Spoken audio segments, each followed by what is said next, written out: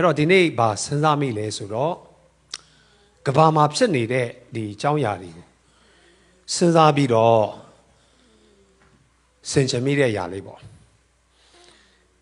တမန်ကျမ်းစာကားနဲ့အကြောင်းပြန်ဆင်ခြင်ပြီးတော့ခွန်အားယူတဲ့အကြောင်းအရာလေးဖြစ်တယ်တခါလေကျတော့ကျွန်တော်ဘုရားအကြောင်းမှာတရားဟောတဲ့အရာတွေကကဘာပေါ်မှာကိုယ်ပတ်ဝန်းကျင်မှာဖြစ်နေတဲ့အရာနဲ့စိတ်ဆက်မှုတွေကွာဟနေကဘာမှာကစစ်မီးတွေဟုံဟုံတောက်နေတယ်ဒါပေမဲ့ဘုရားကျောင်းမှာကတခါမှကျွန်တော် mention မလုပ်ဘူးနော်ဝိညာဉ်ရေးအကြောင်းပဲဒီမှာပြောနေလို့လည်းမရအောင်အဲ့လိုပြောလို့ဝိညာဉ်ရေးမပါတာမဟုတ်ဘူးတခါလေခရိယန်တွေကမျက်စိပိတ်နားပိတ်ဘုရားကျောင်းထဲမှာကိုယ်အကြောင်းအရာလေးပဲပြောပြီးတော့နော်ကျေနပ်နေရင်လည်းမဟုတ်သေးပါဘူးအဲ့ဘုရားသခင်ဒီတိုင်းနိုင်ငံနဲ့နော် empire တွေနဲ့အလုပ်လုပ်တော့ဘုရားဖြစ်တယ်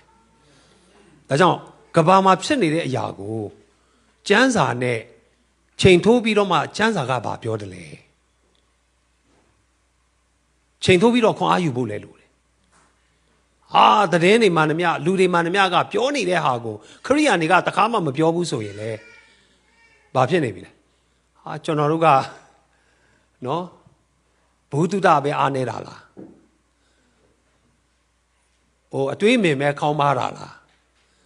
ဖြစ်သွားနိုင်တယ်နော်ဒါကြောင့်ဒီနေ့အဲ့ဒါလေးကိုနည်းနည်းပြောချင်တာအခုအီရန်မှာစစ်ပွဲဖြစ်နေတယ်စစ်ပွဲလို့တော့ပြောလို့တော့မရဘူးဒါပေမဲ့စစ်ပွဲပါပဲဘာလို့ပြောလို့မရလဲဆိုတော့တမရကလွတ်တော်ရဲ့ခွင့်ပြုချက်မရှိဘဲနဲ့စစ်ပွဲကြော်ညာလို့မရဘူးအဲ့တော့တမရကစစ်ပွဲမကြော်ညာဘူးသူက operation လို့ပဲပြောတယ် operation ဆိုတာကစစ်ပွဲနဲ့မတူဒါ constitution ရလွတ်တော်မှာကစစ်ပွဲလို့ကြော်ညာပြီဆိုရင်ဒီတနိုင်ငံလုံးကားနဲ့เนาะ budget တွေကအစားအားလုံးစစ်တီတော်တွေကအစားဆေလွတ်ပြီးတော့မှတိုက်ခိုက်ရတော့ဒါပေမဲ့သူကစစ်ပွဲမဟုတ်တာ operation ဒါကြောင့် Democrat နဲ့သတင်းမီဒီယာအများစုကတော့ Donald Trump ကိုရေးလဲလဲရှုံချနေနော်ဟာဒီ Republican တွေကဒီသမရက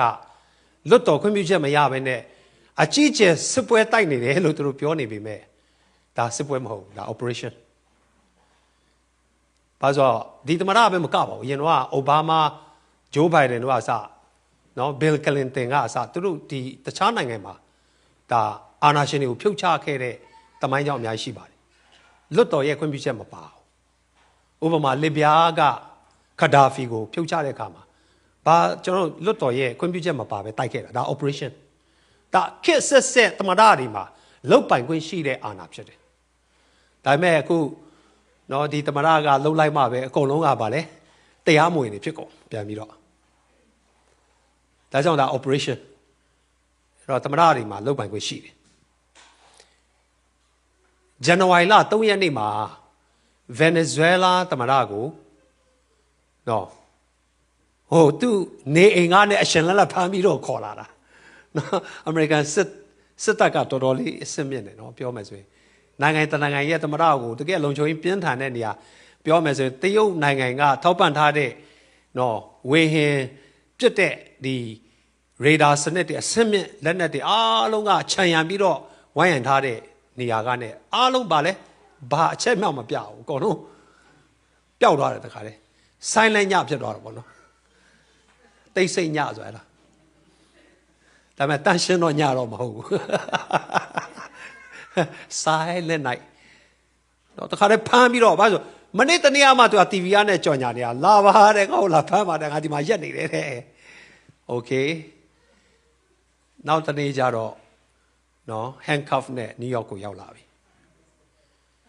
ဘာတခါလေဟိုကျောင်းမြန်မာစကားတဲမှာပေါ့ဆိုးစကားလည်းရှိရလေနော်ငကားဖြစ်ကြောင်းပါလေအမောက်ထောင်ပြရမလားဆိုတာနည်းနည်းထောင်ပြဖို့လဲလို့တယ်အဲ့လိုဖြစ်မှလည်းဘာတချို့အစိုးရတွေတချို့နိုင်ငံတွေကဘာလို့လဲဆိုတော့မလေးစားဘူးဥပမာဂျိုးဘိုင်ဒန်တို့တမရလိုမျိုးဆိုရင်တော့ဘယ်သူမှဟိုအလေးမလုံးဟိုမှာရက်နေတာတော့မှဘယ်သူမှလက်ဆွဲမနှုတ်ဆက်ဘူး တမရရှိနေတဲ့တောင်မှပူတင်ကပါလဲယူကရိန်းကိုဝင်တိုက်တာရှိနေမှန်းတော်မှဒါ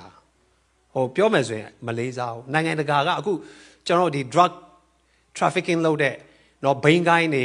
အမေရိကမှာအထိဝင်ရောက်လာပြီးတော့ဂိုင်းတွေအများကြီးပေါ်လာတယ် MS-13 တို့နော်နကဂွာရာတို့ဒီဂိုင်းတွေကသူတို့နိုင်ငံမှာမဟုတ်သူတို့နိုင်ငံမှာရှိတဲ့ဂိုင်းချုပ်တွေကအမေရိကမှာနော်တခါတည်း satellite လိုမျိုးသူ့အဖွဲ့အစည်းတွေအများကြီးပေါ်လာပြီးတော့လူငယ်တွေကိုသူတို့ကစီယုံတိမ်သွင်းနေတာဒီမှာလာပြီးကျူးကျော်နေတယ်တမရတွေကပြော့ညံ့လို့မရပြန်အဲ့ဒီ gangster တွေကအမေရိကန်ကိုဖျက်ဆီးနေတယ်ဗျအဲ့တော့အခုတမရတက်လာတဲ့ခါကျတော့ဒီဘိန်းကိုင်းတွေအားလုံးကိုဘာလုပ်လိုက်လဲ terrorist တတ်မှတ်ပြီးတော့မှအကြည့်ကျဝင်တိုက်တာဒီအမေရိကန်မှာပဲမကောက်အမေရိကန်မှာရှိတဲ့လူအကောင်းဆောင်တွေအကုန်ဝင်တိုက်တယ်ဝင်ဖမ်းတယ်ပြီးတဲ့အခါမှာမက္ကဆီကိုနော်ကိုလံဘီယာဗင်နီဇွဲလားမှာရှိတဲ့ဘိန်းကိုင်းတွေမှန်သမျှကိုဝင်တိုက်ဖမ်းအခုဆိုရင်တော့ဘယ်လောက်ထိကျေပြန့်လာပြီလဲဆိုတော့နော်ကြားဖြန့်တွေကိုတော့မှဝင်ဖမ်းမှုလုပ်နေပြီကွာနော်သမရကအရှိတောင်အရှားတိကိုခြေဆန့်လာပြီဒီကြားဖြန့်နေလဲသူတို့ကကြားဖြန့်ဂိုင်းတွေထောင်ပြီးတော့နိုင်ငံတကာမှာအာရှမှာခြေစိုက်ထားပြီမဲ့အများဆုံးလိန်တာကအမေရိကန်နဲ့အနောက်နိုင်ငံကလူတွေကိုလိန်တာ credit card တွေ bank account တွေ cryptocurrency တွေကိုလိန်တာတစ်နှစ်မှာဘီလီယံပေါင်းများစွာရှိတယ်ဆုံးရှုံးတော့တာဒါကြောင့်အခုသမရကအမိန့်ကျင်ညာအဲဒီကြားဖြန့်ဂိုင်းတွေကို operation တိတလုပ်ပြီးတော့မှဖမ်းဖို့တဲ့နော် cyber operation လာတော့မယ်ကွာအဲ့တော့အခုအီရန်ကိုနော်လွန်ခဲ့တဲ့ဒီလထဲမှာပဲပေါ့နော်အီရန်ကိုဒီမတ်လထဲမှာတိုက်တယ် operation လောက်ခါလ်မာနီကိုဝင်ပြီးတော့တိုက်လိုက်တာအဲ့တော့အခုဒီဗင်နီဇွဲလားနဲ့အီရန်ကိုတိုက်ရတဲ့နောက်ွယ်ကအကြောင်းရင်းလည်းအမျိုးမျိုးတော့ရှိမှာပေါ့ဒါပေမဲ့အဲ့ထက်ကတစ်ချက်စဉ်းစားလို့ရတာကကမ္ဘာပေါ်မှာကျွန်တော်မြေရှားတထုတွေက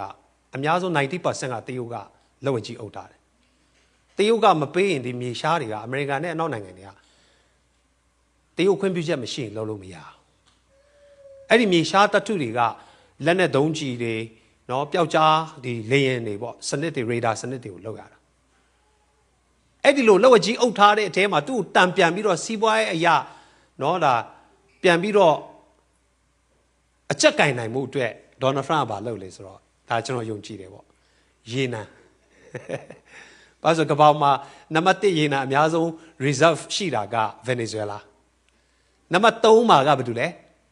အီရန်နံပါတ်1မှာဗင်နီဇွဲလားနံပါတ်3ကအီရန်နံပါတ်2ကဘာတူလဲဆော်ဒီအာရေဗျဆော်ဒီကအမေရိကန်ရဲ့ပါတနာလေးဝင်တိုက်ဆရာမလို့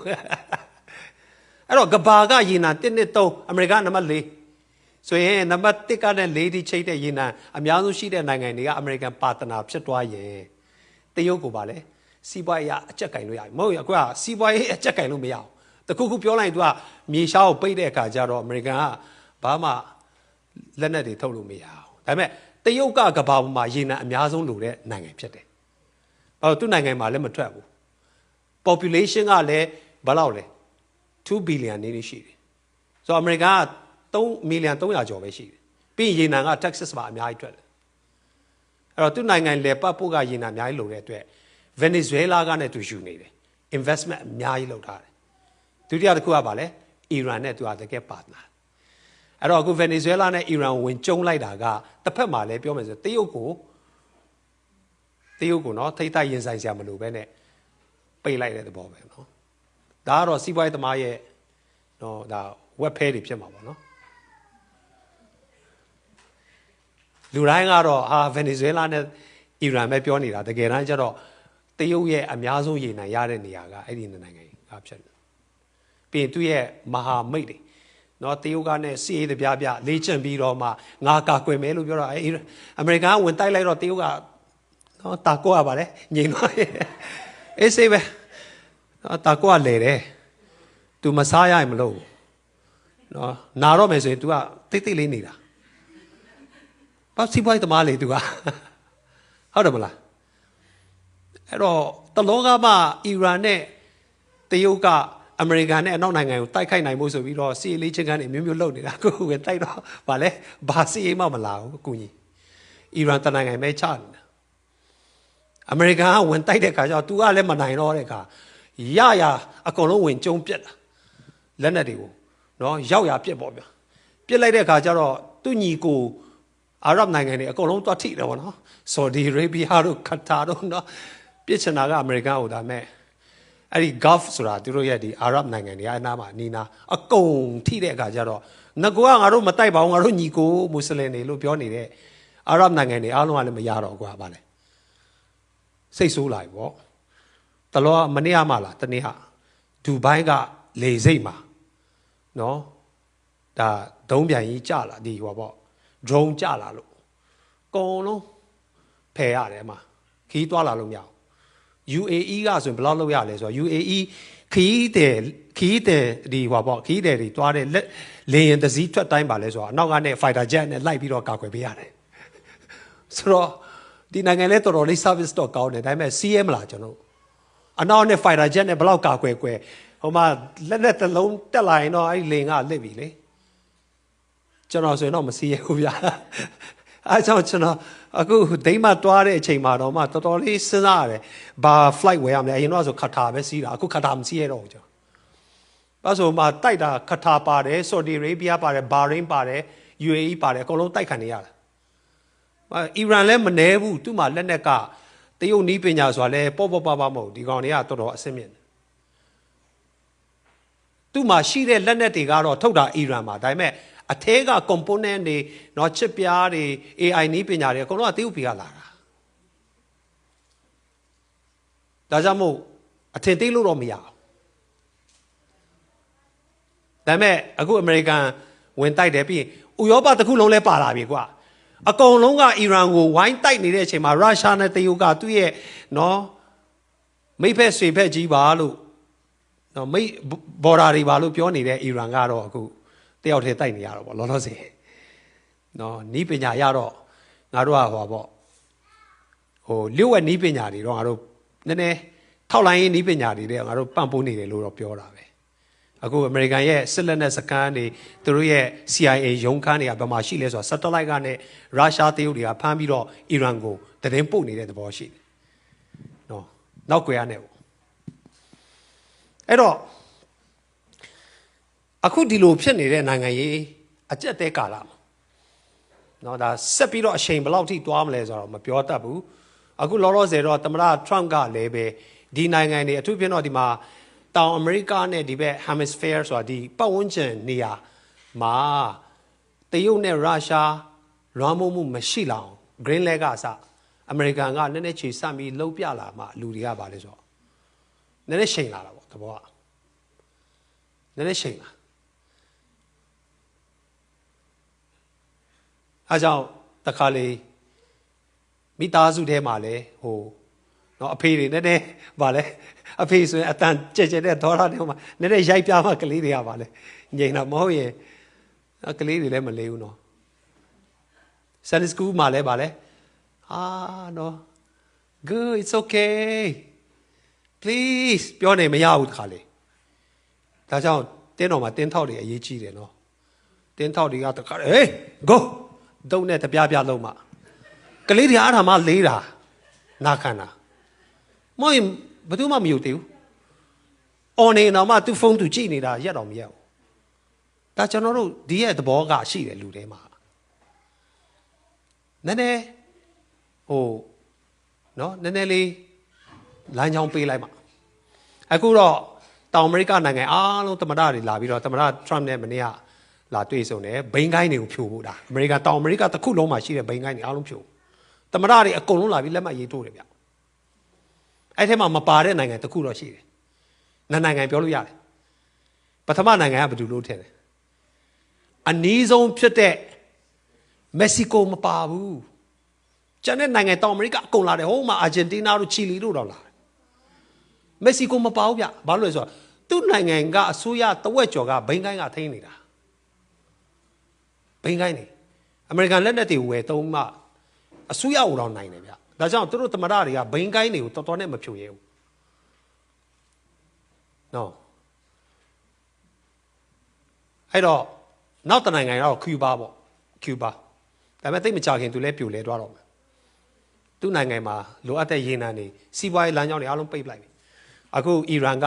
မနိုင်တဲ့အခါမှာသူ့အိမ်ဘေးကနဲ့သူ့ရဲ့နိုင်ငံဘေးကနဲ့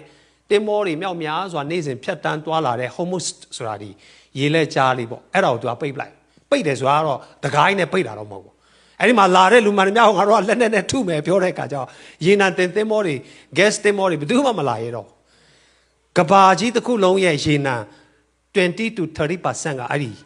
ရေလက်ကြားကနဲ့လာရတာအဲ့ဒါလေးပြိုတဲ့အဲ့ဒါကိုပိတ်မယ်လို့ပြောတဲ့အတွက်အခုဓာတ်စီစေးဘယ်လိုဖြစ်သွားပြီလဲဒီမှာတလောအမကျွန်တော်2ကျက်နဲ့ပြား30ရှိတာအခုဘယ်လောက်လဲ3ကျက်နဲ့ပြား40 30လောက်ဖြစ်သွားပြီဟာရုပ်တရက်နေချင်းညချင်းတက်သွားတယ်အဲ့ရေလက်ကြားကြောင့်အဲ့ဒီရေလက်ကြားထဲမှာအီရန်ကပိတ်မယ်လို့ပြောတော့အမေရိကန်ကအာမခံရတော့မယ်သူအာမမခံရင်စီးပွားရေးတစ်ကမ္ဘာလုံးကိုကြရိုက်ပြီးတော့မှရေနံ shortage တွေပေါ့နော်ရေနံရော့ပါမှုတွေဖြစ်မှာအခုဗမာပြည်မှာဆိုရင်နော်မကနန်းစုံကနန်းတည့်ရထွက်ရတယ်လို့ပြောတယ်ကျွန်တော်မနေ့ကမှဖုန်းဆက်တာမေးကိုဖြစ်ချင်တော့ကျွန်တော်အိမ်မှာကား3စီးရှိတာ3စီးလို့ကမကနန်းဖြစ်နေတာသွားပြီလို့တစည်းကစုံတစည်းကမဆိုရင်တော့တည့်ရစီပေါ့နော်အလဲကြလေးထွက်လို့ရတယ်အခုကဗာလဲ3စီးစလုံးကဟိုမှာမကနန်းဖြစ်နေတော့စုံကနန်းထွက်တဲ့နေ့မှာမထွက်ရအောင်အိမ်မှာအောင်းနေရတာအရေးပေါ်တော့မှမရအောင်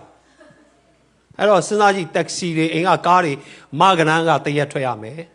အဲ့ဒီနေ့မှာစုံကနန်းထွက်လို့တော့ဒဏ်ရိုက်ခံရပြီလားမဖမ်းနိုင်လို့ပြောတယ်လားဘာလို့ဆိုရေနံချွေတာရေးပေါ့ဗျာဓာတ်စီချွေတာရေးပေါ့ဗျာဒုနိုင်ငံထိကိုဗာလဲကြရိုက်တယ်အမေရိကန်ထိကိုကြရိုက်တယ်ဗမာပြည်ထိကြရိုက်ဘာလို့လဲကျွန်တော်တို့အဖိုးအီရန်ကြောင်းမို့နော်အဲ့တော့ဒါကိုတပါချမ်းစာနဲ့ဒီနေ့နဲ့စစ်ဆက်ပြီးပြောချင်တာပါလဲဆိုတော့ဒါဆိုရင်ဒီနိုင်ငံဖြစ်နေတဲ့အကြောင်းအရာကချမ်းစာနဲ့ရောစစ်ဆက်မှုပါရှိလဲအဲ့ဒါကအမတန်မှထူခြားတဲ့မိဂုံတစ်ခုဖြစ်တယ်ကျွန်တော်တို့အတွက်ခွန်အားယူစရာအများကြီးရှိတယ်အခုအီရန်ဖြစ်နေတဲ့ပြဿနာအားလုံးကဓမ္မဟောင်းထဲမှာကြည့်မယ်ဆိုရင်ဧသထာဝတ္ထုထဲမှာဖြစ်သွားတဲ့အကြောင်းအရာနဲ့တတ်တယ်ဧသထာဝတ္ထုကိုကျွန်တော်အားလုံးတော်တော်လေးကြားဘူးကြမယ်လို့ကျွန်တော်ယုံကြည်တယ်အသေးစိတ်ကိုကျွန်တော်မပြောတော့ဒါပေမဲ့အဲ့ဒီထဲကအချက်3-4ချက်ကျွန်တော်ပြောတော့ဒါကြောင့်ယေရမိဧသထာမတွားခင်ပေါ့အခုယေရမိအနာဂတ်ကျမ်း49 34နဲ့36ဒါက prophet ယေရမိကအီရန်နိုင်ငံအကြောင်းကို prophet ပြုထားတဲ့ဟာဒါလေးလည်းနဲ့ထူးခြားမှုရှိဖတ်ကြည့်အောင်ပိုက်ငယ်34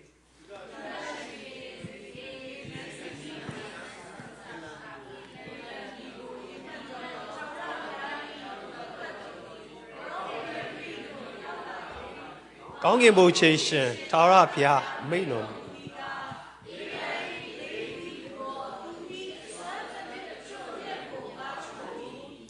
အရက်လေးမျက်နာတို့က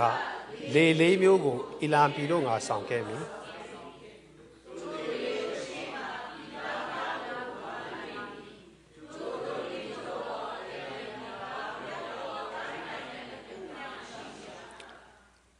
ဒီချမ်းချက်ကအခုတော်တော်လေး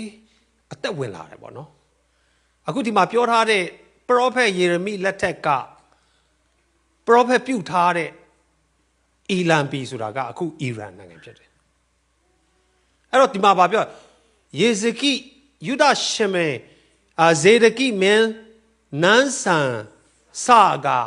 အီလန်ပြည်ကိုရီမတ်တော်ထားပြနှုတ်ကပတ်တော်ပါလဲဆိုတော့ကောင်းကင်ဘုရားရှင်ထားပြမိန့်တာကအီလန်ဤလေးတီးဟူတော့လေးဆိုတာပါလဲမြားလက်နဲ့ကိုပြောတာအီလန်ရဲ့လေးကိုပြောတာလေးဆိုတာမြားလက်နဲ့အခုအီရန်ကကမ္ဘာပေါ်မှာနိုင်ငံတိုင်းကိုအထူးဖြင့်တော့အမေရိကန်နဲ့အစ္စရေးကိုချိန်ချောက်တဲ့အရာကပါလဲဆိုတော့သူတို့ကနံပါတ်1နျူကလ িয়ার လက်နဲ့ဖြစ်တယ်နျူကလ িয়ার လက်နဲ့မရသေးခင်မှာသူတို့ဘာနဲ့ချိန်ချောက်တယ်သူ့နိုင်ငံမှာ drone တွေ missile တွေပေါ့ဒုံးကျည်လက်နက်တွေရှိတယ်အဲ့တော့ဓမ္မဟောင်းမှာတော့ဒုံးကျည်လက်နက်တွေမရှိသေးတဲ့အတွက်အခုခေတ်ကဘာလဲဆိုတော့သူတို့ကစစ်ရေးပြနော်အခမ်းအနားတွေကျင်းပတဲ့အခါအီရန်ကဘာလုပ်လဲဒုံးကျည်လက်နက်ပေါင်းများစွာသူ့နိုင်ငံကတီထွင်ထားတဲ့ဟာတွေပေါ်ပြအဲ့ဒီဒုံးကျည်လက်နက်တွေအားလုံးကဘာလဲအဲ့ဒါလေးပဲလေးများလက်နက်ပေါ့ဒါပေမဲ့ဖခင်ကဘာပြောဆိုအီလန်ရဲ့လေးတီဟူတော့သူရဲ့အစွမ်းတတိအထုံးမဲ့သူကဘာဆိုဒီဒ Don't you let it missile the ICBM the Hodamala. Do ye the supersonic don't you let it do a jango you win Joanna. Do ye a swan that the Arab. A Kurama, I swear the Kulon Puja Lumatabs at Ravi, Nanga on the Ravi. That met 2 maga body she did. Ha, my never me outline gone name out. Ya, you better do wet her upon her Lilenedy. Don't you let it die? Era in Epiamiro Takan. The Geluda. A coup chema, Tamara Tramne is rega, Mataike ye. A could the loud tea taikaida or matter, a shoma pipian time. A take and tiny at the boy. But so through a guns on them sheet of boo, Nanga lay weighing on it through Bama Matakan. To my sheet at Yuga paid hard. No, now some generation radars and the Olympiago. Lay a seabound Naya is regarded winner, the Zima Mamuya. American lay a zita, so I see Toya, Wemiro Taita, Sonaga, no, Teupiga Topan Hade, now some Boba, so the radars and the Kuma Vale, Mapana. Hello, Dinanga Nipina, Baloti, Milesura, Leda, Senaluya.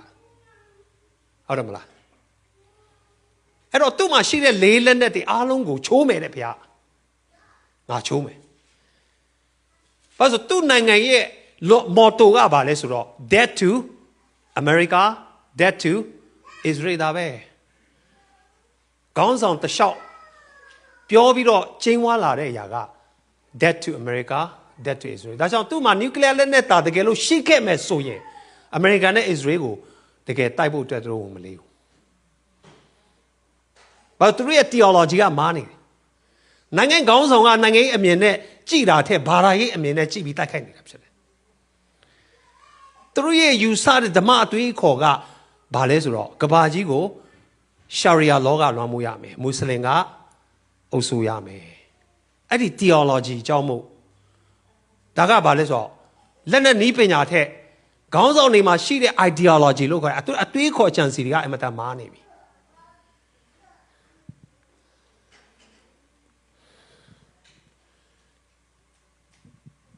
At all, Hata the Kunine by Italis raw.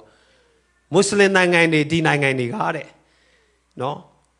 Iran, Asuya Puja, you through Lulade. Be Muslim Nangani, Lebure Kajaro. Saudi Arabia, Qatar, UAE,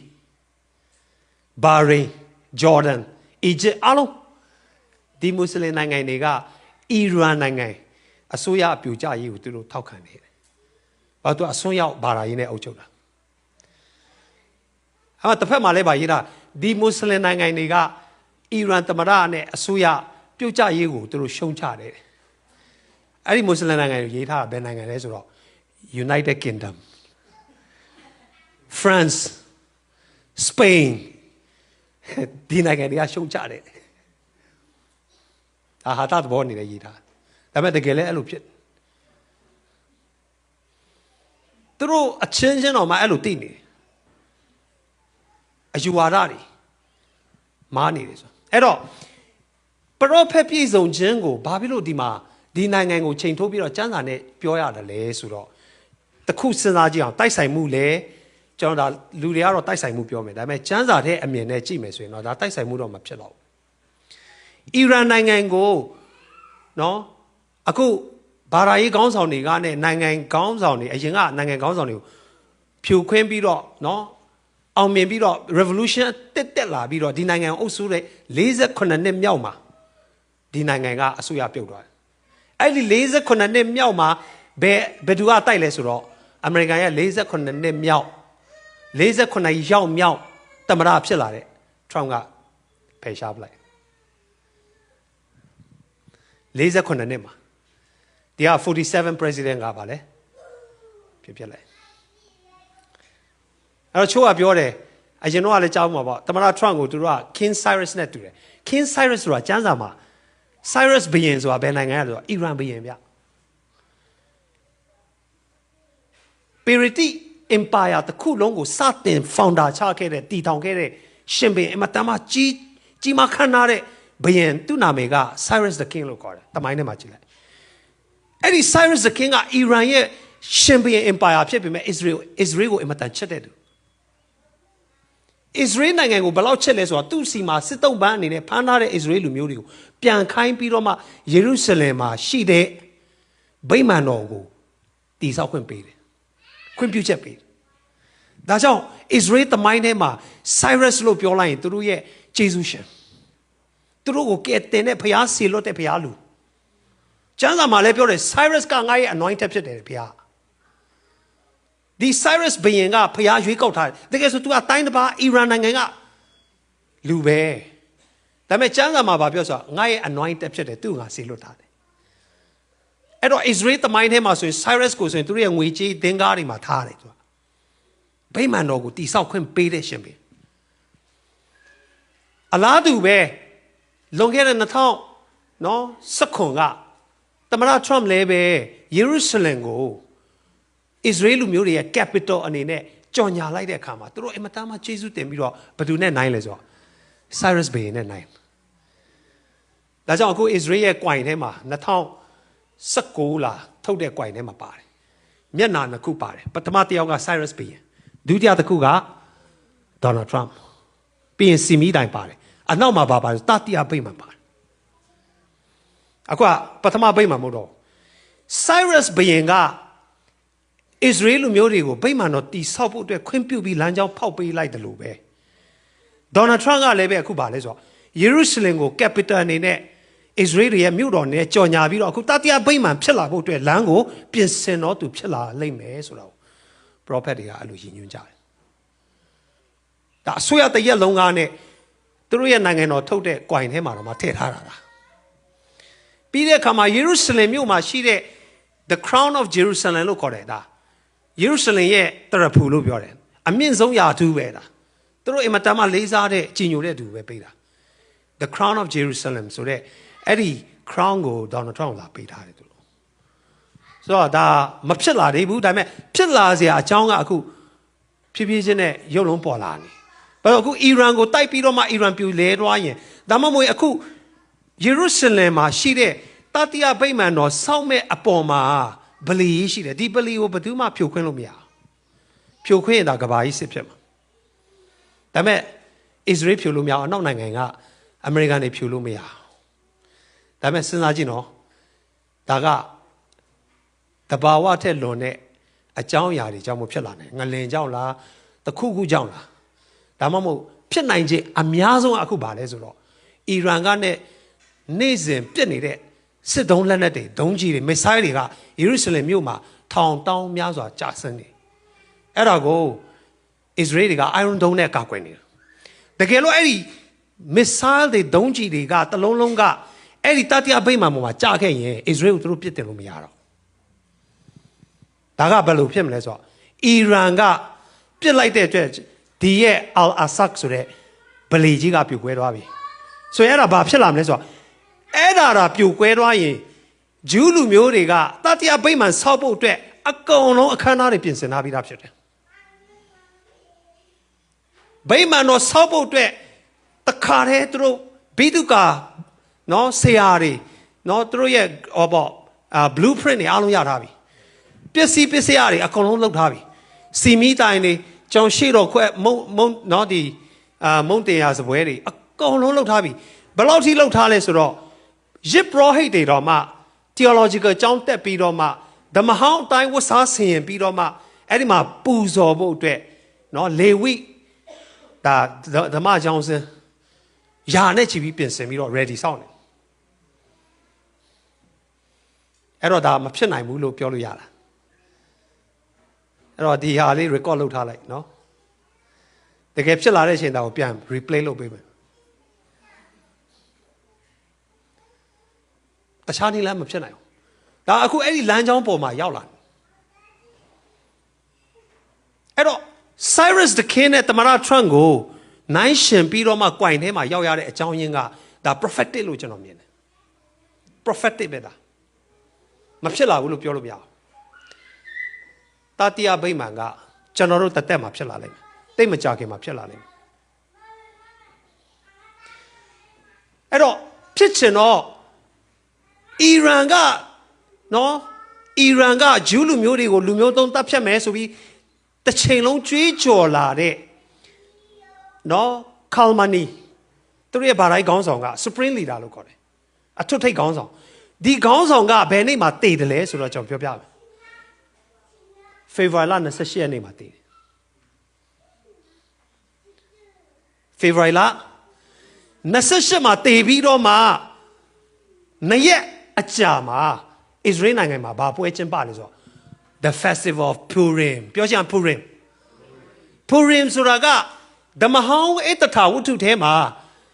အစ္စရေးကိုလူမျိုးတုံးတပ်ဖြတ်မယ်ဆိုပြီးတော့မှအကြံစီနဲ့နန်းတော်မှာကြွေးကြော်လာတဲ့ဟာမန်တည်သွားတဲ့နောက်2ရက်မှာဖြစ်တယ်ဒါ CNN တို့ BBC တို့ကတော့ဒီသတင်းတွေပြောမှာမဟုတ်ဒါက prophetic တကြောပြန်လဲလာဒီခါမနီဆိုတာကအစ္စရေးကိုကမ္ဘာမြေပုံကနေဖြတ်ပြီးတော့မှလူမျိုးတုံးအစ္စရေးလူမျိုးကိုရှင်းမယ်နျူကလ িয়ার လက်နဲ့လုပ်နေတဲ့လူဖြစ်တယ်ဒါပေမဲ့ तू ရှင်းမယ်လို့ကြွေးကြော်နေတဲ့ तू တီဆောက်နေတဲ့ဒုံးကျည်လက်နဲ့ပဲ तू ကိုယ်နိုင်ပါလေပြန်ပြီးတော့ပြစ်ခံရတာတေးသွားတာအေးတတာဝုထုထဲမှာဟာမန်ကဂျူးလူမျိုးတွေကိုတတ်ဖို့အတွက်နော်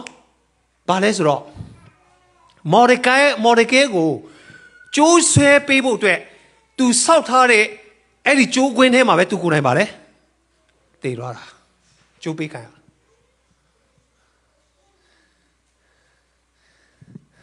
အဲ့တော့ကျွန်တော်ပြောတာကိုနားလည်နေလားနောက်မှနားမလည်နဲ့ဗီဒီယိုပြန်ရေးပြီးတော့ကြည့်ကြပါ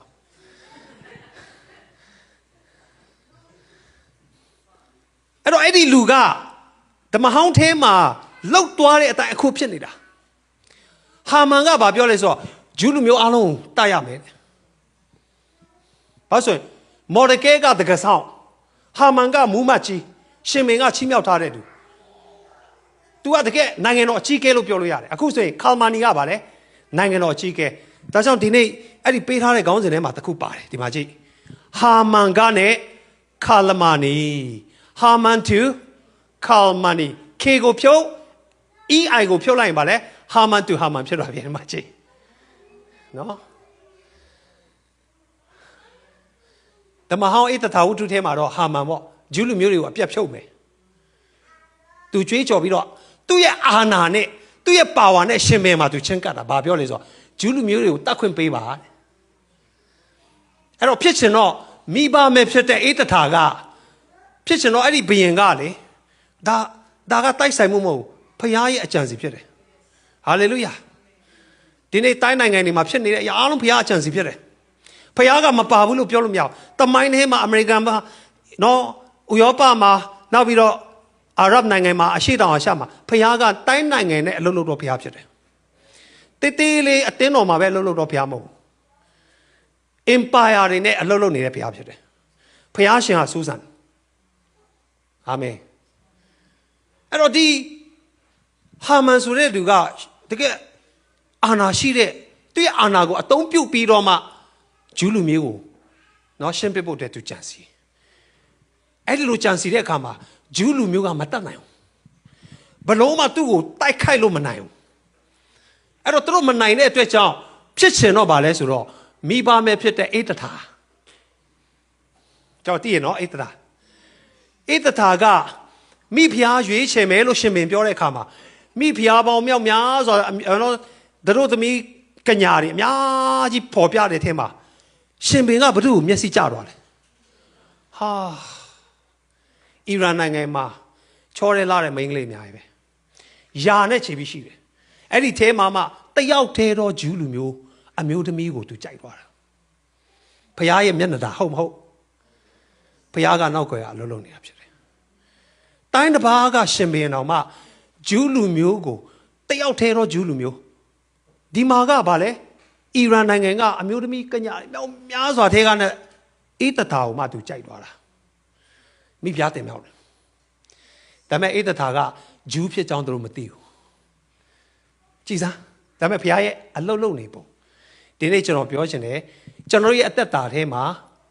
မထင်ရှားတဲ့နောက်ွယ်ကဘုရားအလုတ်လုံနေတယ်မထင်ရှားတဲ့နောက်ွယ်မှာဗာလဲဘုရားအလုတ်လုံနေနိုင်ငံရေးထဲမှာလည်း တင်းရဲ့စီးပွားရေးထဲမှာမိသားစုထဲမှာဖျားလုံးနေအဲ့တော့လူတွေအများကြီးထဲမှာမှတင့်ကိုပဲဖျားကမျက်စိသဘောကျပြီးတော့မှရွေးကောက်တယ်အေးတထာကိုရွေးကောက်အေးတထာမိဘမဲ့လို့ပြောတယ်မော်ဒကဲသူ့ရဲ့ချော့ပြောတယ်ဦးလေးလို့ပြောတယ်တကယ်တော့သူ့ဦးလေးမဟုတ်သူ့ရဲ့ဝန်ခွဲအကိုဘာလို့လဲဆိုတော့အေးတထာဝတ္ထုခန်းကြီးနှစ်ထဲမှာကြည့်လိုက်မော်ဒကဲရဲ့အဖေနဲ့အေးတထာရဲ့အဖေကညီကိုရင်းနေဒါကြောင့်တဝန်းခွဲ cousin first cousin တွေဖြစ်တယ်ဒါပေမဲ့အေးအသက်အရွယ်ကွာတဲ့အတွက်အေးတထာကမွေးစားတာသူ့သမီးလို့ကြည်စမ်းအဲ့တော့မော်ဒကဲကကြတော့တကယ်ဆောင်နန်းတော်မှာအခုကအေးတထာကမိဘမဲ့ကနဲ့မိဖုရားဖြစ်လာဖုရားရဲ့မျက်နှာတော်ခံစားအဲ့ဒီလိုဖြစ်လာတဲ့အခါမှာဆောနာကဟာမန်ရဲ့အကြံစီကိုမော်ဒကဲကတိသွားပြီတိသွားတဲ့အခါဘာပြောလဲဆိုတော့အိုးငါတို့မနိုင်တော့ဘူးသူဘာလုပ်လဲရှင်ဘင်ထာမှာမင်းဝင်ပြီးတော့ပြောပါဆိုတော့အေးတထာကတခါတည်းတုံလို့သွားတယ်သူဂျူးမိန်းကလေးဖြစ်ကြောင်းမသိဘူးနံပါတ်1နံပါတ်2ကရှင်ဘင်ကိုပြောပြီးတော့ရှင်ဘင်ကမျက်နှာတော်မပေးဘဲနဲ့အမျက်တော်ထွက်ရင်သူအသက်ခံရမှာ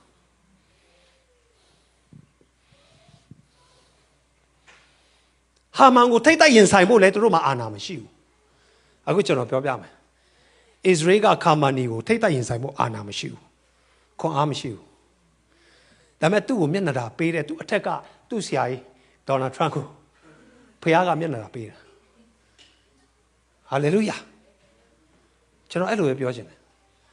ဟုတ်ပါတယ်ဒေါ်နယ်ထရန့်ကတော့တကယ်သူတော်စင်မဟုတ်ဘူးစိတ်မဟုတ်ပါဘူးဒါပေမဲ့ဖခင်အသုံးပြုနေတယ်ဆိုတော့ကြောင်းညင်းလို့မရဖခင်ပိတ်သိမ်းထားတယ်ဆိုတော့ညင်းလို့မရဘာလို့အီရန်နိုင်ငံမှာခရစ်ယာန်ကမ္ဘာပေါ်မှာခရစ်ယာန်အတိုးတက်ဆုံးနိုင်ငံအီရန်ခရစ်ယာန်တွေကဆူတောင်းပြီးတော့မှ revival ဖြစ်နေတဲ့နိုင်ငံပဲဒီနိုင်ငံရဲ့ဆူတောင်းခြင်းယုံကြည်သူရဲ့ဆူတောင်းခြင်းကိုဘုရားနားညောင်းပြီးတော့ empire လိုမျိုးတော့မှဘုရားကင်မှုအတွက်ဒေါ်နယ်ထရန့်တုံးဆုံးမဖို့အတွက်ဘုရားတုံးတာဖြစ်နိုင်တယ်ဣတိလလူတွေကိုဘုရားကမနာခံပြီးတော့ဆုံးမတဲ့အခါဘု து တုံးတယ်ဘာဘူးလုံတုံးတယ်မီဒိုပါရှောက်တုံးတယ် Greece ကိုတုံးတယ်ယောမကိုတုံးတယ်အဲ့ဒီလိုစေလွတ်တာဘုရားဒါကြောင့်ကျွန်တော်ပြောလို့မရဘူးဟုတ်ပါတယ်ဒီလူကနော်စကားဆိုးညစ်တယ်အကျင့်စိတ်ကျမ်းနေဒါပေမဲ့ကဘာကြီးပြောင်းလဲဖို့ဘုရားကသူ့အကြံစီထဲမှာဘုရားကသူ့ရဲ့လက်ကင်တုံးနေနဲ့လဲတုံးတာဖြစ်နိုင်တယ်ဆိုတာကိုလည်းပြောလို့ညှော်ညင်းလို့တော့မရဗင်နီဇွဲလားလိုနိုင်ငံသူ့နိုင်ငံကမြောက်များစွာထွက်ပြေးသိမ်းရှောင်ပြီးတော့ဒုက္ခရောက်တာအမေရိကန်မှာ refugee အများဆုံးကဗင်နီဇွဲလားရေနံအမတမ်းမှကျခရိယန်နေအဲ့တော့ဒီနိုင်ငံရဲ့ခေါင်းဆောင်ကိုဘုရားကပါလေဒေါ်နယ်ထရန့်ဆေလို့ပြီးတော့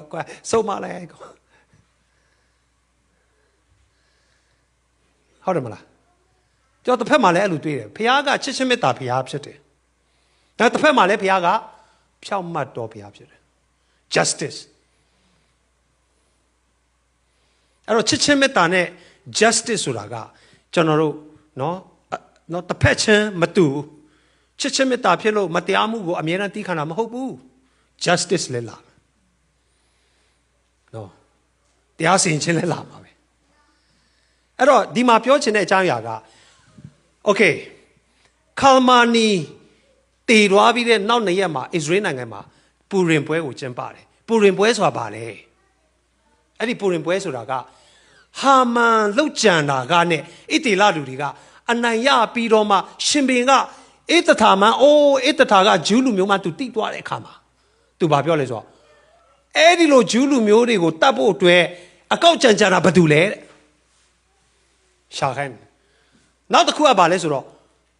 တညလုံးရှင်ဘင်ကအိတ်လို့မရအောင်နော်ဆက်တော်ခေါ်လို့မရအောင်ဆက်တော်ခေါ်လို့မရတဲ့အခါမှာဖခင်ကသူ့နှလုံးသားကိုဘာနှိုးဆော်လဲဆိုစာအုပ်ဟောင်းကိုလန်ကြည့်ပါတဲ့မိနစ်တွေကိုကြည့်လိုက်ပါနော် diary ကိုကြည့်လိုက်ပါဆိုတော့ရှင်မေတခါမှမကြည့်ဘူးတဲ့ diary ကိုပြန်လန်ကြည့်အဲ့ဒီခါမှာဘာပြောအိုးဒီမှာကြည်စမ်းမော်ဒကဲဆိုတဲ့လူက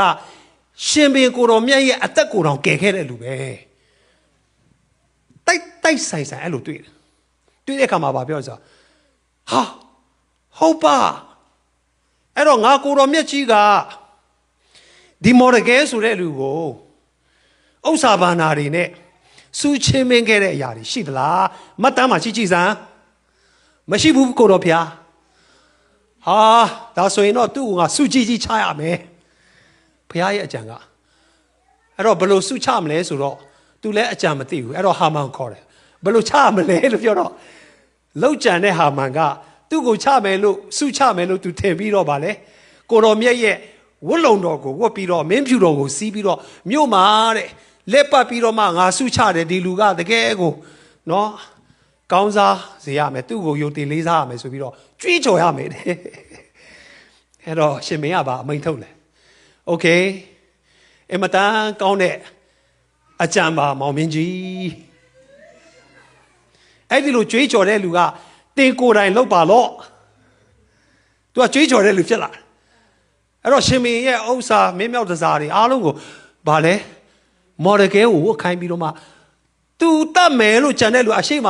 လော့စပီကာနဲ့ကြော်ညာရတာမင်းကိုဆွဲပြီးတော့မှဖခင်ရဲ့မျက်နှာသာပြောင်းပြန်လက်ခိုင်းဖခင်ရဲ့အကြံစီကဗာလဲပြောင်းလူတွေရဲ့အကြံစီပြောင်းဒီနေ့ကျွန်တော်ဘဝကိုအကောက်ကြံနေတဲ့လူတွေနော်အတင်းတော်ကိုမကောင်းကြံနေတဲ့လူတွေအားလုံးကဗာလဲပြောင်းပြန်ကျွန်တော်မင်းကျိုးဆွဲရမယ်ဟာလေလုယာဘုရားသခင်လူမျိုးတော်တွေကိုဘုရားသခင်ရွေးနှုတ်ထားတဲ့လူတွေကိုအကောက်ကြံနေတဲ့ပြောင်းပြန်မင်းကျိုးဆွဲရမယ်နော်ဟာမန်ကဲတို့ကြည်စမ်းအဲ့တော့အေးတထာတွေကပူရင်ပွဲတော်ကဘာလဲဆိုတော့လေအနေငယ်ပြောချင်တယ်ပူရင်ပွဲတော်ဆိုတာကရှေးခေတ်ပါရှန်အင်ပါယာဆိုတာအီရန်ကိုပြောတာလက်ထက်မှာဂျူးလူမျိုးများလူမျိုးတုံးတုတ်တင်ခံရမဲ့ဘေးမှာကဲတင်ခံရတဲ့အထိမ့်မပွဲဖြစ်တယ်ပူရင်ပွဲဆိုတာဟေဘရဲစကားနဲ့ lot လို့ခေါ်တယ်စေးတံဆိုတာသူတို့က lot ချတာအဲ့တော့ဒီဟာမန်ကိုသူစဉ်းစားတာဂျူးလူမျိုးတွေကိုဘယ်နေ့တတ်မလဲဘယ်နေ့ရှင်းမလဲလို့သူစဉ်းစားတဲ့အခါမှာကျတော့သူရဲ့စစ်တီတော်တွေကဗာလဲစေးတံချလိုက်ပါစေးတံချဆိုတာအန်စာတုံးလေးလိမ့်လိုက်ပါဘယ်နေ့ကြမလဲဆိုတာအဲ့တော့သူအန်စာလုံးလိမ့်မှကြတဲ့နေ့ကပူရင်လို့ခေါ်တယ်အာဒါဒီမှာကျမ်းစာမှာတော့ပြောတာနော်အဲ့တော့ခဏနေပြမယ်အဲ့ကျမ်းစာပိုင်အဲ့ဒီနေ့မှာသူတို့တပ်ဖြတ်မယ်လို့ပြောဒါပေမဲ့ထူးခြားတာကအဲ့ဒီလိုဆေးတံကြတဲ့တပ်ဖြတ်မယ်ဆိုတဲ့နေ့မှာသူကကျိုးမိတ်နဲ့အသေးသွားတာဟာမန်ကသူတည်သွားတဲ့အတွက်ကြောင့်အဲ့ဒီနေ့ကိုဗာလဲဆိုတော့ပူရင်ပွဲဂျူးလူမျိုးတွေရဲ့အောင်ပွဲခံတဲ့နေ့သူ့မှာဖုံးကွယ်ပြီးတော့မှအဆက်တကွဲဖြစ်နေတဲ့ identity ကိုလွတ်လပ်စွာကြွေးကြော်ပြီးတော့မှငါတို့ကဂျူးလူမျိုးဖြစ်တယ်ဆိုတာကိုရဲဝံ့စွာဝန်ခံရတဲ့နေ့ဖြစ်တော့ဒီနေ့သင်ဘဝတက်တာတွေမှာလျှို့ဝှက်ထားတဲ့ຢာနော်မပြောပြနိုင်တဲ့ຢာရှင်မေးရှိမှငါဂျူးလူမျိုးမဟုတ်ပါဘူးကိုယ့်ရဲ့ identity အစစ်ကိုဖုံးပြီးတော့မှနော်လျှို့ဝှက်စွာရှက်ကြောက်ပြီးတော့ဖုံးကွယ်ပြီးတော့နေရတယ်ဆိုရင်အဲ့ဓာတွေအားလုံးကိုဝင့်ကြွားစွာနဲ့နော်ဘုရားရှိခိုးကြွေးကြော်ပြီးအောင်ပွဲခံနိုင်တဲ့အခွင့်ကိုဘုရားပေးမှာဖြစ်တယ်ဟာလေလုယာဟာလေလုယာဘုရားရဲ့လူမျိုးဆိုတာကဗြိဉ္ဉ်လူတွေဖြစ်တယ်ဗြိဉ္ဉ်ရှိတော်သူတွေကိုရှင်ဘင်ကိုတော့မှမျက်နှာသာပေးဖို့အတွက်ဘုရားကလုံနိုင်တာဖြစ်တယ်ရန်သူတော်မှဗာလဲဆိုတော့အော်သွားတယ်သူ့ကိုတပ်ဖြတ်ဖို့အတွက်ဂျူးလူမျိုးတွေကိုလှုပ်ကြံဖို့အတွက်အကောက်ကြံထားတဲ့အရာအားလုံးကဗာလဲဆိုစန့်ကျင်ဘက်တွေဖြစ်လာပြီးတော့မှအကောင်းတွေအားလုံးကကျွန်တော်စီရောက်လာဒါကဘုရားရွေးချယ်ထားတော်သူတွေမျက်နှာသာခံရတော်သူတွေအဲ့တော့ဣသတာဝတ္ထုကို27 20အတူဖတ်ကြည့်အောင်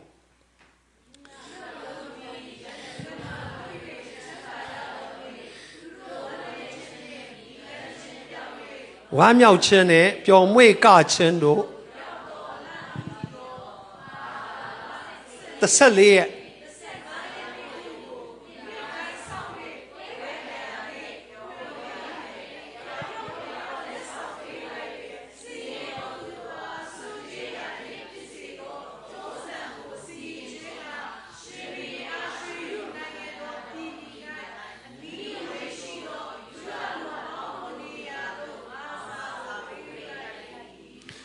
အဲ့တော့အခုအီရန်နိုင်ငံကဟာမန်ကဲ့သို့သောခါလ်မာနီကနော် လူမျိုးတို့တပ်ဖြတ်မယ်ဆိုပြီးကြွေးကြော်တဲ့လူကတေဆုံးသွားတဲ့နောက်2ရက်မှာအစ္စရေးနိုင်ငံမှာငါတို့ကအောင်ပွဲခံပြီအေသထာဝတ္ထုတွေကပူရင်ပွဲကိုသူတို့ခံကြွေးကြော်ပြီးပါလို့ဆိုလွတ်မြောက်ရှင်ရပြီဖခင်ငါတို့ဘက်မှာရှိပြီအဲ့ဒီနေ့မှာဘာလို့ကျမ်းစာမှာပြောတယ်အခုသူတို့အခုအဲ့ဒါလုပ်တယ်အဲ့ဒီပွဲနေ့မှာတဲ့သူတို့ကတကယ် costume တွေပေါ့ဂျူးလူမျိုးစစ်ဖြစ်ကြောင်းကိုအရင်တော့ကဂျူးအင်ဂျီတွေနော်ဟေဘရဲအင်ဂျီတွေမဟုတ်ဘူးအဲ့ဒီနေ့မှာအားလုံးဝတ်ကြတယ်ကျောင်းဒီမှာပွဲလုပ်တဲ့အခါအားလုံးလီဆူအင်ဂျီဝတ်လာပါတော့အကုန်လုံးဝတ်လာဟုတ်တယ်မလားအခုဝတ်တဲ့လူရှိလားရှိတယ်လေဒီမှာနော်ဟိုမှာမြဇပြလေနော်လီဆူဖာစစ်အဲ့လိုပေါ့ဂျူးလူမျိုးတွေကလည်းအမြဲတမ်းမဟုတ်ဘူးဒါပေမဲ့အဲ့ဒီပွဲနေ့မှာလူတိုင်းဝတ်တယ်လူကြီးရောကလေးရောဂျူးလူမျိုးတွေရဲ့အစင်တစားနဲ့အပြည့်ဝဝတ်ပြီးတော့မှငါတို့ဂျူးလူမျိုးဖြစ်တယ်ဖျားရွေးလို့တော့လူမျိုး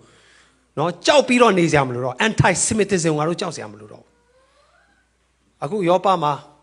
တမိုင်းတစ်လျှောက်လုံးဂျူးလူမျိုးတွေကိုမုန်းတီးပြီးတော့မှတန်းပေါင်းများစွာတပ်ဖြတ်ခဲ့တဲ့တမိုင်းရှိတယ်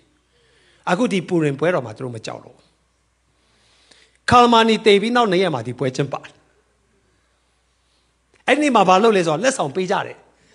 တယောက်နဲ့တယောက်ပါလဲဟာနော် present chain တွေလုပ်လက်ဆောင်တွေပေးပြီးတော့ဘာလုပ်လဲဆိုတော့ကျမ်းစာဖတ်တယ်ဘာကျမ်းကိုဖတ်လဲလို့ထင်တယ်အထူးသဖြင့်အဲ့ဒီပူရင်ပွဲမှာအိတ္တထာဝတ္ထုကိုဖတ်ကြတယ်နော်ကဘာဦးထွက်မြောက်ရာတို့ပညာတိကျမ်းမဖတ်ဘူး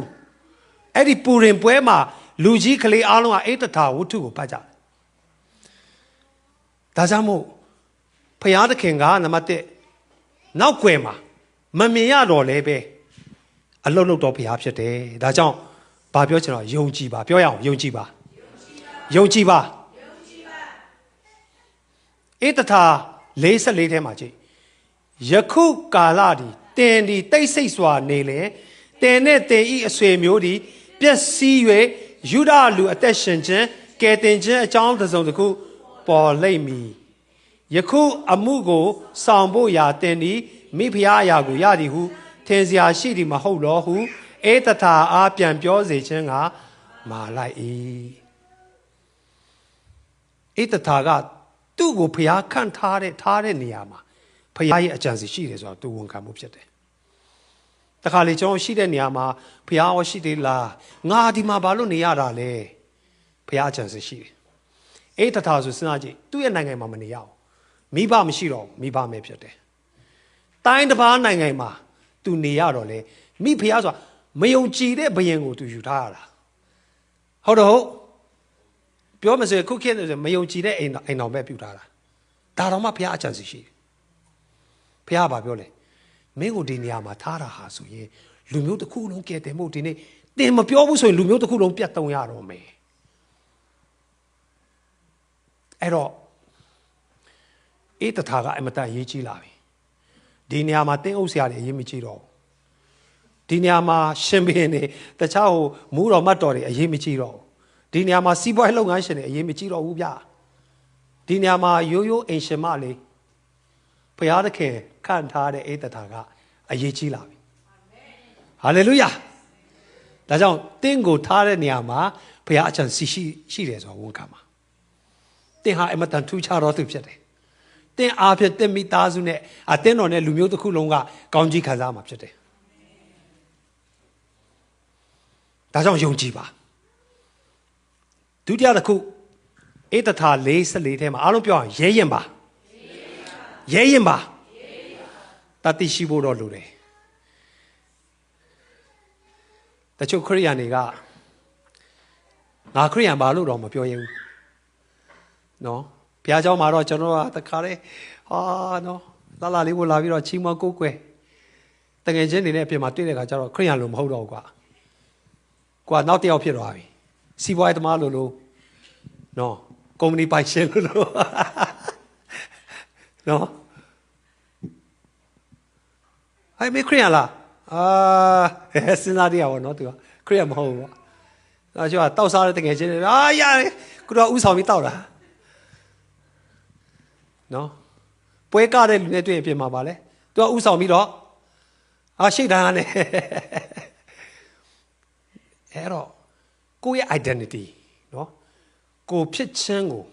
အမြဲတမ်းဘုရားထဲမှာကိုဖြစ်ခြင်းကဒီမှာပဲမဟုတ်အပြင်မှာလည်းရဲရင်စွာတသက်ခံတော်သူတွေဖြစ်ရမှာအာမင်ရဲရင်ပါအေတထာကမိဖုရားနော်ပြောမှဆိုရင်အာနာဘာမရှိဘူးရှင်ဘုရင်ရဲ့ရှေ့တော်မှာဝင်ဖို့တော်မှဘုရင်ကအမိတ်ပေးမှဝင်လို့ရတာအဲ့ချိန်မှာ तू ဘာပြောဆိုအမိတ်မပေးဘဲငါတော့ပြောရင်ငါတေမှာပေါ့တဲ့ဒါပေမဲ့ तू ဘာပြောဆိုကျမအတွက်ဆုတောင်းကိုပါအစာရှောင်ပြီးဆုတောင်းပါကျမသွားမယ်တကယ်လို့ကျမတေရမယ်ဆိုရင်လည်းတေမယ်အသေးခံပြီးသွားမယ်လို့ပြောတာ तू ကတကယ်လို့သွားပြီးတော့မှအကျိုးဖြစ်ထွန်းနေဆိုလူမျိုးတစ်ခုလိုချမ်းသာရမယ်တတိရှိတော့ရဲဝံ့တော့နော်အေးတတာဖြစ်တယ်အက်စတာသူတယောက်ကြောင့်မို့လူမျိုးတစ်ခုလုံးကအခုထိဣသေလလူတွေကအခုထိရှိနေတာတမိုင်းကြောင်းကရှိနေတာသူတယောက်ကဒါအဲ့လိုမဝင်မဲနဲ့မပြောဘဲနဲ့နှုတ်ဆက်နေခဲ့မယ်ဆိုရင်ဣသေလတမိုင်းကပြတ်သုံးသွားပြီဘာလို့လဲဆိုတော့ရှူရှန်မင်းကြီးအဲ့ဒီခေတ်က empire ကအမတန်အာဏာကြီးတာနော်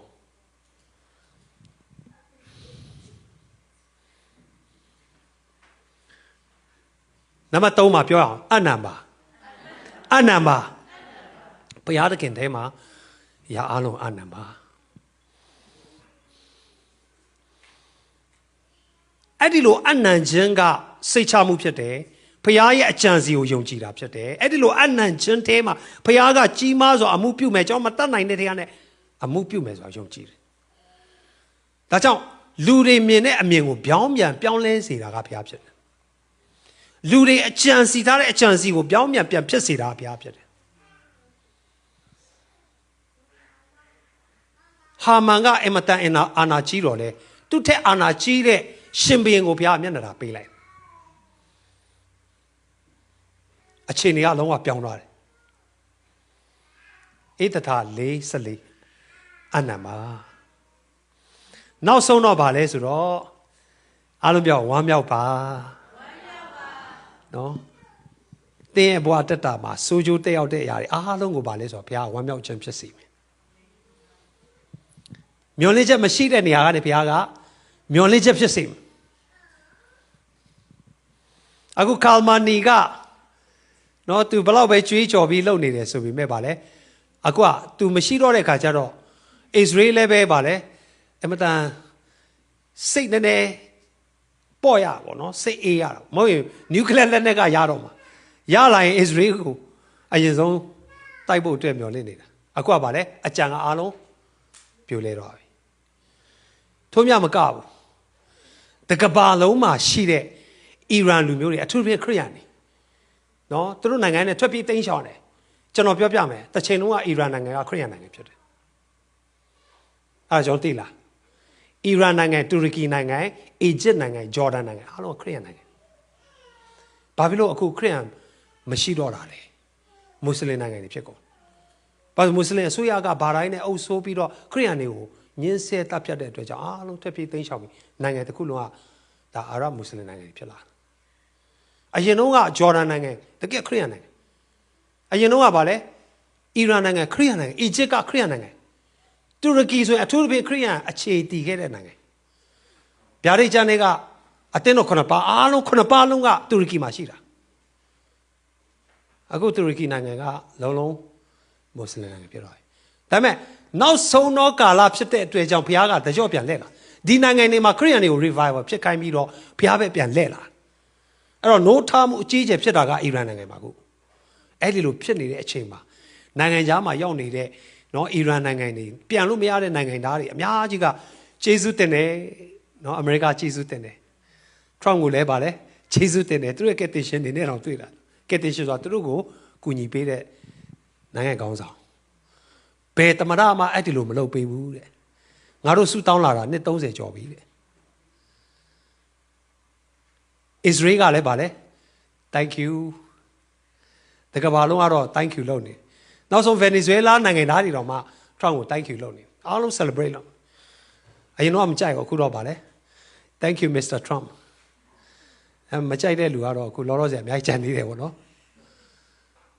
သတင်းမီဒီယာနဲ့ဒီမိုကရက်အမေရိကန်မှာရှိတဲ့ဒီမိုကရက်ကျွန်တော်ပြောပြမယ်25% ကအီရန်နိုင်ငံအစိုးရပြုတ်ကျရေးကိုလက်မခံဘူးအခု vote လုပ်တယ်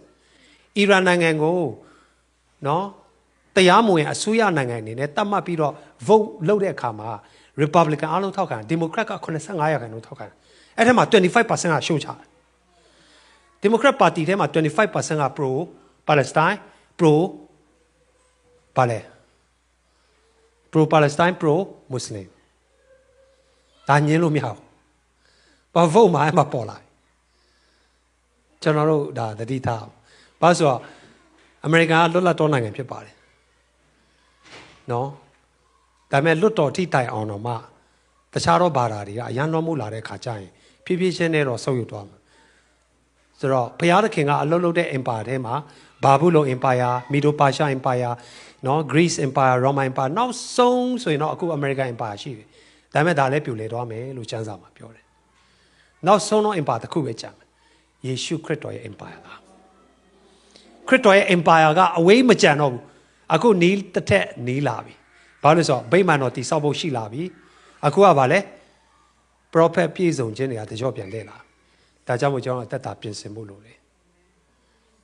ကျွန်တော်အသက်တာပြင်ဆင်ပြီးတော့မှဘုရားသခင်ပဲချိန်လာမလဲเนาะဒီနောက်ဆုံးသောကာလထဲမှာကျွန်တော်တို့အသက်ရှင်ရခြင်းကကျွန်တော်တို့အတွက်အမတန်ထူးခြားတဲ့အခွင့်အရေးဖြစ်တယ်เนาะဝိညာဉ်သက်တာနဲ့ကျွန်တော်တို့ရဲ့အသက်တာကိုတည်ဆောက်ဖို့အတွက်ဖြစ်တယ်ဒါကြောင့်ဧတတာဝတ္ထုထေကားနဲ့ပေါ့เนาะဒီအကြောင်းအရာ၄ချက်ပေါ့ယုံကြည်ပါပြောအောင်ယုံကြည်ပါရဲရင်ပါနောက်တစ်ခုကအနံပါနောက်ဆုံးတစ်ခုကဝမ်းမြောက်ပါနော်ဘုရားသခင်ကတင်းရဲ့တတ်တာကိုနောက်ဆုံးမှာတော့အောင်မြင်ခြင်းနဲ့ဝမ်းမြောက်ခြင်းနဲ့နော်ခေါ်ဆောင်တဲ့ဘုရားဖြစ်တယ်ဆိုတာကိုဒီနှုတ်ကပတ်တော်အားဖြင့်ဒီနေ့နည်းငယ်စင်ကြင်တုတ်တက်ရင်းနဲ့ကျွန်တော်ခွာယူကြတာဖြစ်တယ်ဘုရားကောင်းချီးပေးပါစေဆုတောင်းမယ်